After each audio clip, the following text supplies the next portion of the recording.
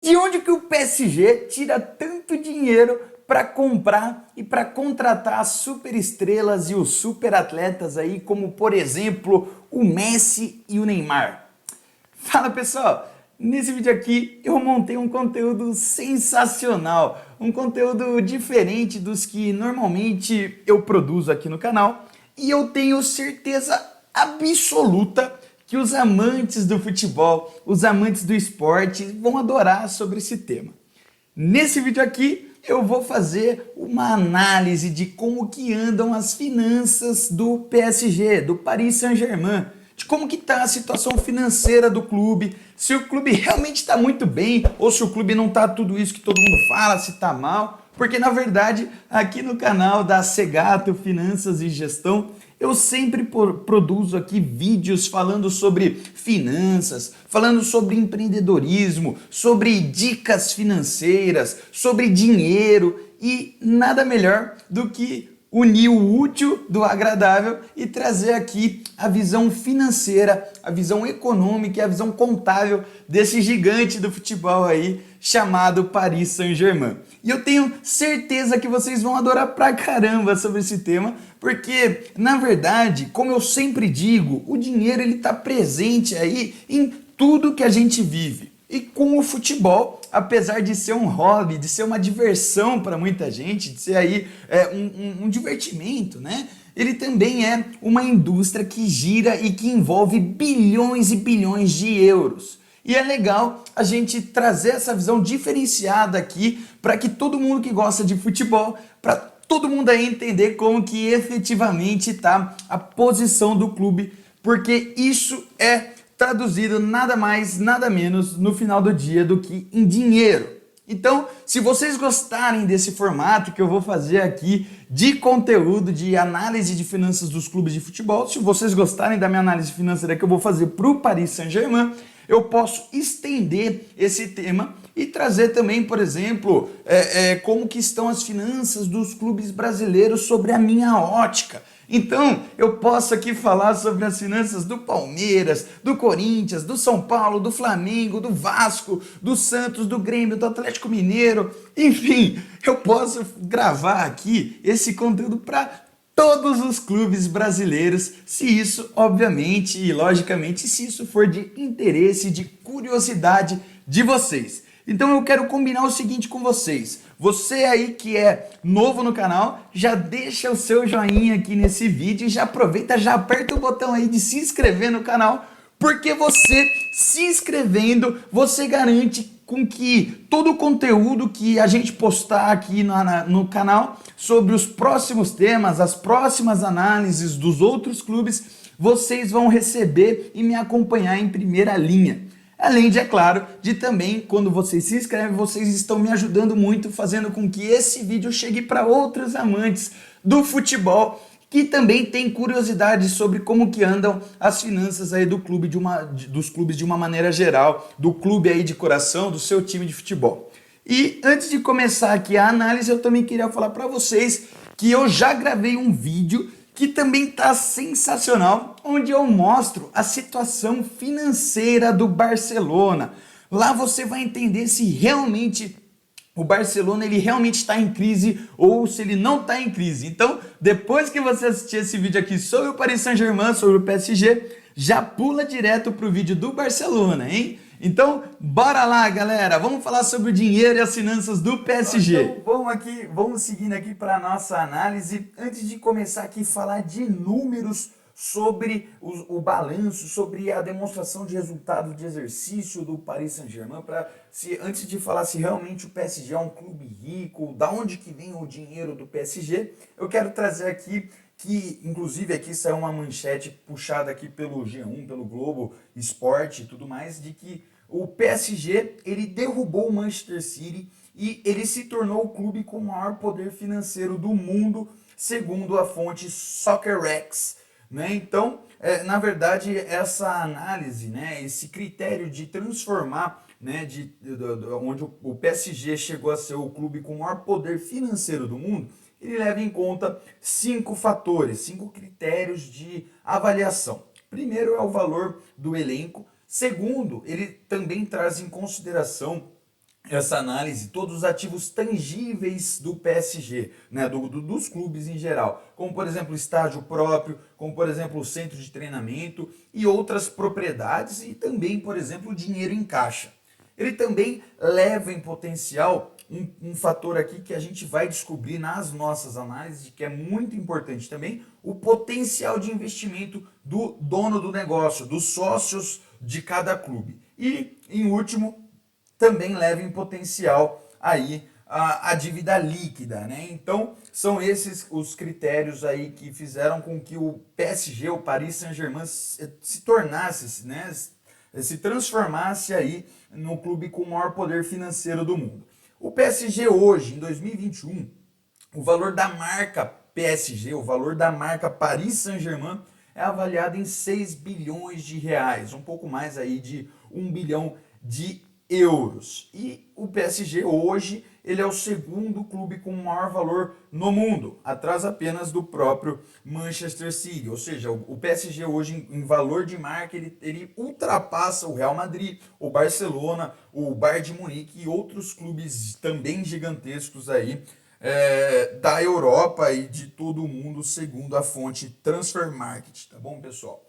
Então, vamos pular aqui para os números do PSG. Para trazer essa análise financeira, eu quero fazer alguma coisa bem traduzida, bem resumida e bem direto ao ponto, tá? Aqui a gente vai falar sobre os bens e direitos do PSG, sobre as dívidas e as obrigações. Vamos falar sobre a riqueza do PSG, que na verdade é traduzida através do seu patrimônio líquido, e também vamos falar da demonstração do resultado de exercício, onde que a gente mostra as vendas do clube durante 4 anos. Aí eu vou começar em 2017, 2018, 2019 e vou terminar em 2020 a minha análise. E nós vamos entender como que estão as vendas, como que o PSG ofere as suas receitas, como que ele fatura, aonde que ele gasta o dinheiro e se sobra lucro ou se o PSG, o Paris Saint-Germain, se ele tem prejuízo na sua operação. Então, começando aqui com o balanço patrimonial do PSG, a gente pode entender aqui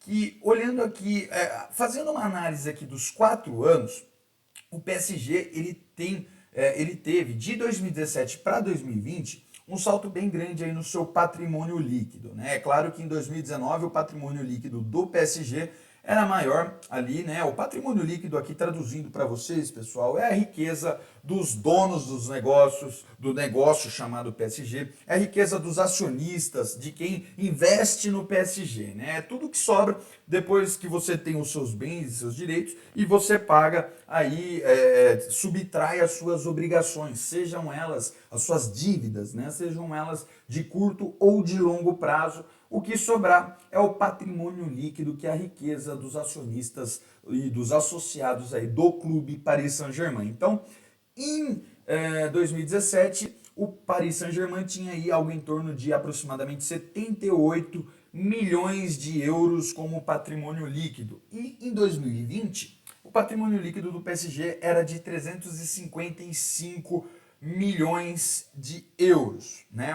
Multiplicou aí quase, podemos dizer, 4, 5 vezes o seu patrimônio líquido, sendo que dos 4 anos analisados, o maior patrimônio líquido dos 4 anos foi o ano de 2019, com quase aí 470 milhões de euros de patrimônio líquido. A gente pode entender aqui, eu quero puxar uma conta, digamos assim, um fato aqui no balanço do clube que foi analisado, que chama conta corrente dos acionistas. Conta corrente do acionista.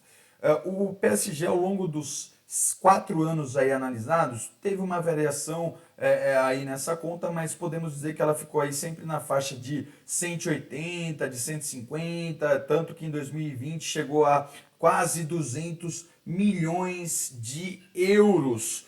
Numa conta que é um passivo, ou seja, uma obrigação que o PSG tem para com os seus acionistas. E eu vou explicar o que é isso já já para vocês. Mas basicamente o PSG em 2020 ele está devendo, né? Ele encerrou a temporada, o último ano onde ele apresentou o balanço, os números financeiros, ele fechou 2020 com 200 milhões aí aproximadamente, 197 milhões de euros, o que ultrapassa aí a casa de 1 bilhão de reais em dívida para com a conta corrente do acionista. Isso nada mais é do que alguém, o dono do negócio, emprestando dinheiro para financiar a operação do Paris Saint-Germain.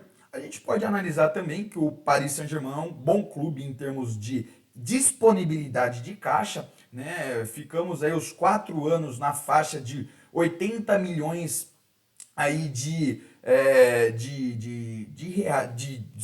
euros em disponibilidades de caixa, ou seja, de dinheiro disponível para o PSG seguir aí para financiar suas operações, né? Então ele tinha aí, em 2018 foi o melhor ano em termos de caixa do PSG, chegando a 140 milhões de euros.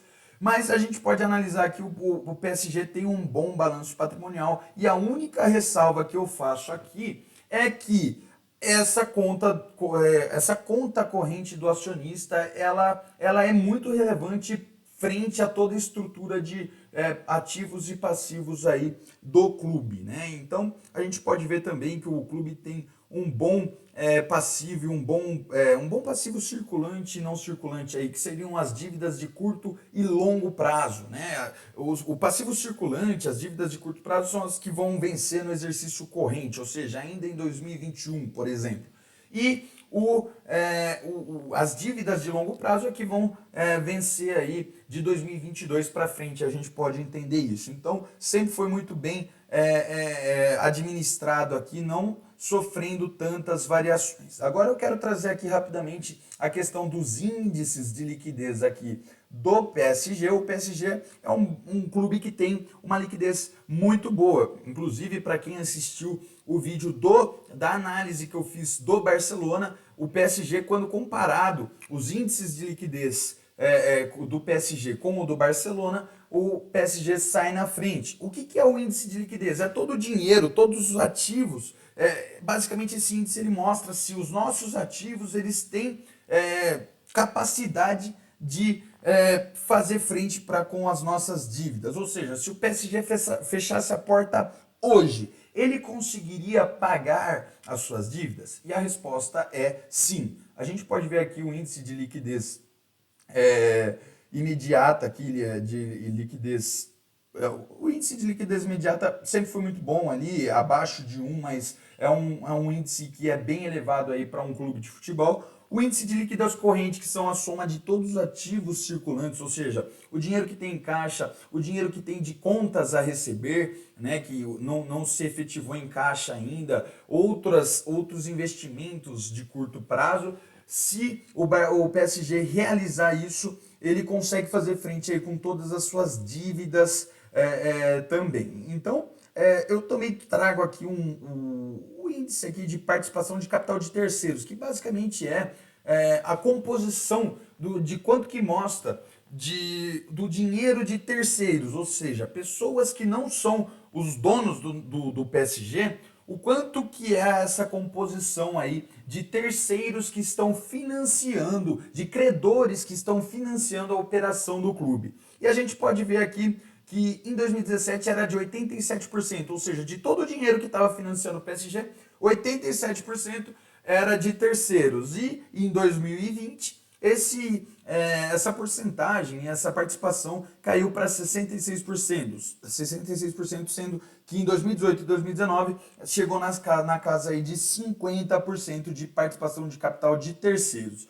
Então vamos aqui trazer a DRE, a demonstração de resultado do exercício dos 4 anos, para saber se o PSG realmente teve lucro ou se o PSG teve prejuízo. E dos 4 anos analisados, 2017, 2019 e 2020, o PSG teve prejuízo. Prejuízo, tá? Ou seja, o que significa isso?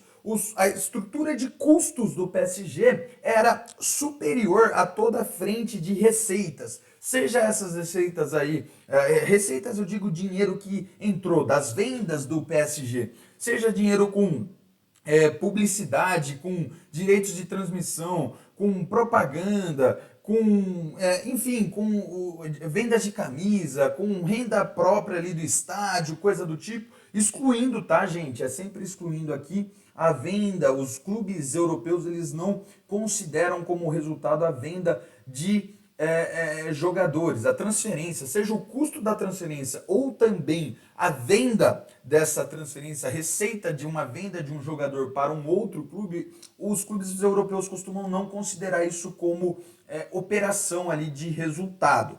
Então, o PSG ele teve sempre aí uma boa estrutura de receitas aí na casa de 500 a 600 milhões de euros anuais aí faturados, só que os custos e as despesas superaram em 3 anos aí dos anos analisados as receitas, fazendo com que o clube tivesse prejuízo, né? A gente pode analisar aqui que 2020 foi o pior ano, até por conta, muito provavelmente também, podemos levar em consideração a questão da Covid-19, do coronavírus, da pandemia. Se a gente analisar aqui o ano de 2019, o faturamento do PSG foi na casa aí de 660 milhões de euros. E esse faturamento de 2019 para 2020 caiu 15%.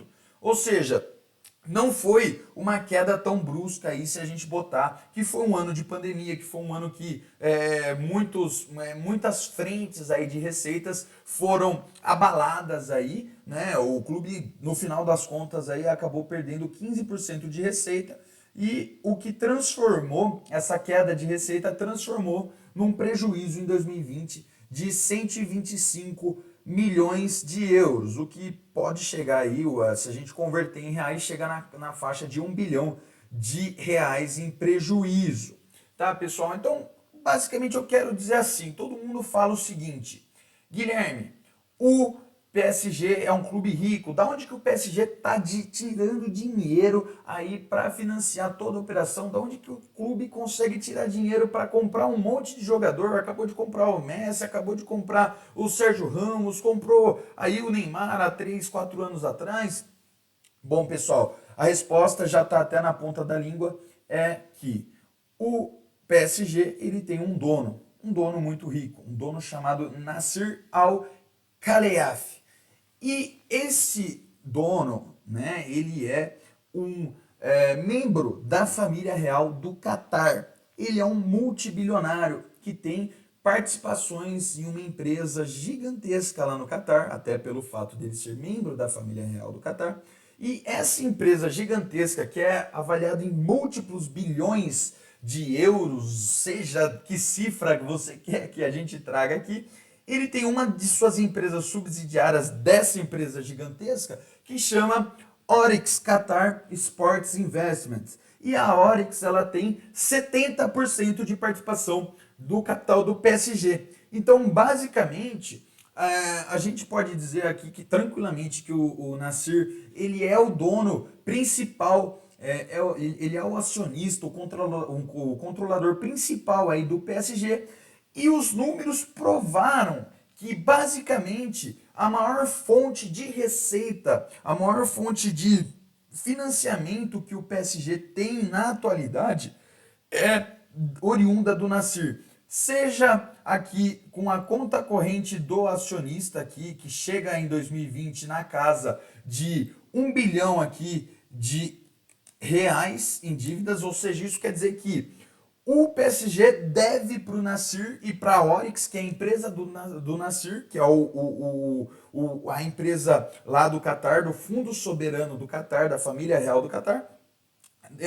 O PSG deve 1 bilhão de reais para o dono do negócio. Mais ainda, podemos entender aqui que o patrimônio líquido do PSG ele não foi construído por conta de dos resultados anuais aí que o PSG obteve ao longo dos anos analisados. Até porque, como eu mostrei aqui na DRE, a gente pode entender tranquilamente que o aumento aqui do patrimônio líquido é de fonte de financiamento dos acionistas. É o acionista colocando dinheiro, aportando mais capital como riqueza da empresa, numa empresa, né, entendendo o PSG como uma empresa que dos 4 anos analisados tiveram 3 anos que foram auferidos aí prejuízos na operação. Se a gente considerar aqui a soma dos 4 anos, o PSG fica com um prejuízo acumulado de 160